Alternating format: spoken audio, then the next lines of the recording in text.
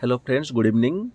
आज का हमारा टॉपिक है इम्पीचमेंट ऑफ प्रेसिडेंट, यानी कि प्रेसिडेंट को इम्पीच करने के लिए कौन सी ग्राउंड अवेलेबल है हमारे संविधान में और उसका प्रोसीजर क्या है।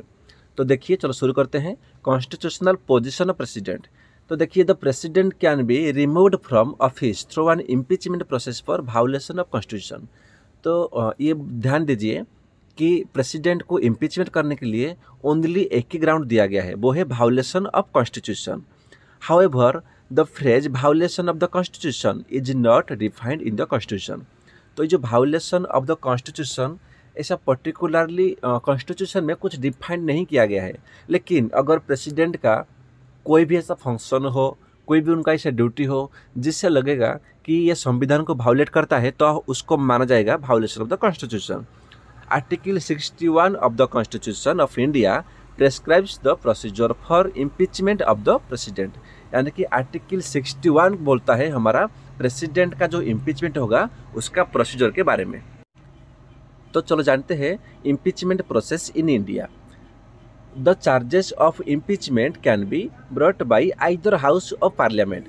देखिए, प्रेसिडेंट का जो इम्पीचमेंट प्रोसीजर है वो लोकसभा में भी हो सकता है, वो राज्यसभा में भी हो सकता है, कोई भी हाउस में हो सकता है।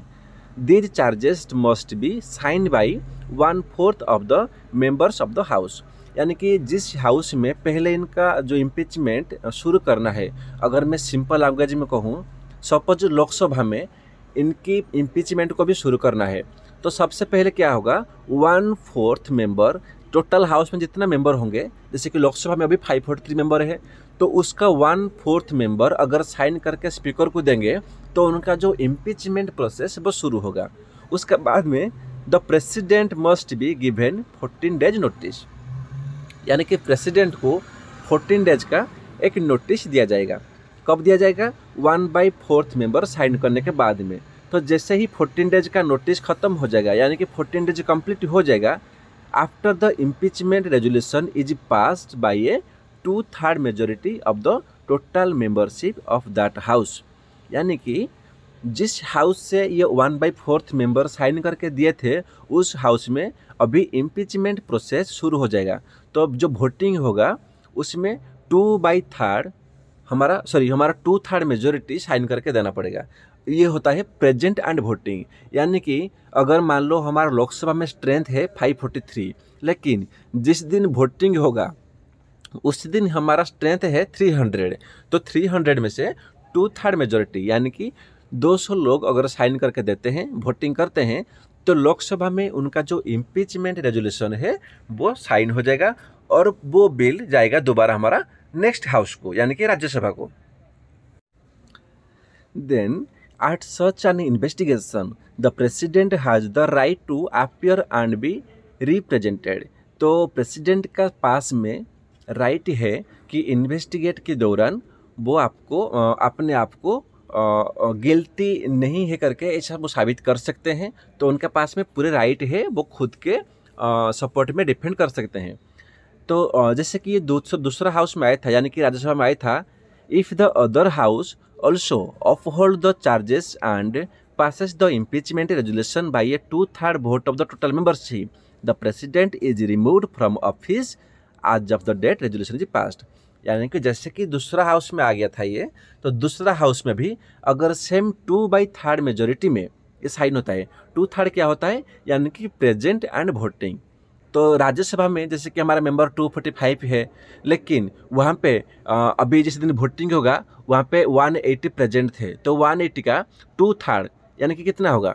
2/3 यानी कि हमारा होता है 120। अगर 120 बंदा साइन करके देंगे तो राज्यसभा में भी उनका इम्पीचमेंट सैंक्शन हो जाता है। तो ये दोनों हाउस में वोटिंग होने के बाद में इसको जो 2/3 मेजोरिटी है उसको बोलते हैं स्पेशल मेजोरिटी।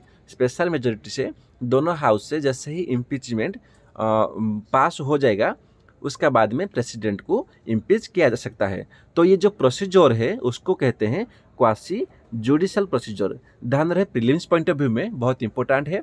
ये जो प्रोसीजर हमने पढ़ा अभी, इसको बोलते हैं quasi judicial procedure.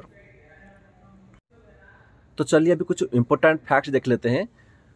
Nominated member of either house. ध्यान रहे, जो प्रेसिडेंट का इलेक्शन होता है, इलेक्शन में नॉमिनेटेड मेंबर वोट नहीं करते हैं, लेकिन जो उनका इम्पीचमेंट वोटिंग होता है इम्पीचमेंट के लिए, वहाँ पे नॉमिनेटेड मेंबर भी आइदर हाउस में, दोनों लोकसभा हो या राज्यसभा में हो, दोनों हाउस में नॉमिनेटेड मेंबर्स का भी राइट रहता है, वो वोटिंग कर सकते हैं। दूसरा, elected members of legislative assembly of states and the union territory of Delhi and Puducherry can not participate. आपको पता होगा प्रेसिडेंट का जब इलेक्शन होता है उसमें जो हमारा जितना भी स्टेट लेजिस्लेटिव असेंबली होता है, सारे असेंबली के मेंबर भी जो इलेक्टेड मेंबर होते हैं वो ही वोटिंग करते हैं। लेकिन इनका जो इम्पीचमेंट होता है, यहाँ पे स्टेट का कोई भी रूल नहीं होता है, चाहे वो स्टेट हो चाहे वो यूनियन टेरिटरी हो, इनका यहाँ पे कोई भी रूल देखने को नहीं मिलता है।